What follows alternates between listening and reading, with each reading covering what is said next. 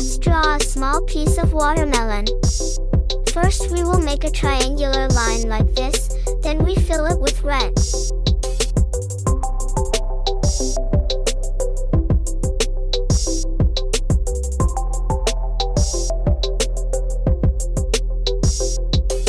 Let's add a green line to make the skin.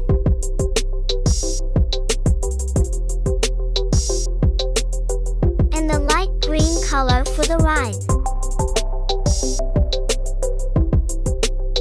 Finally, we will add black watermelon seeds. Great! We're going to make another slice of watermelon. First, we will make a half circle line like this. And fill it with red.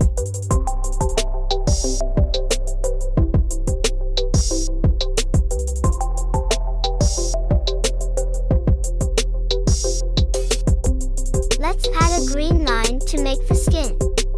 And the light green color for the rind.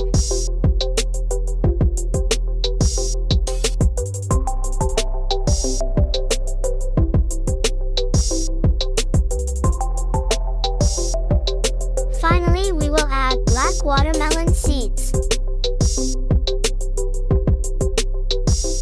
Great!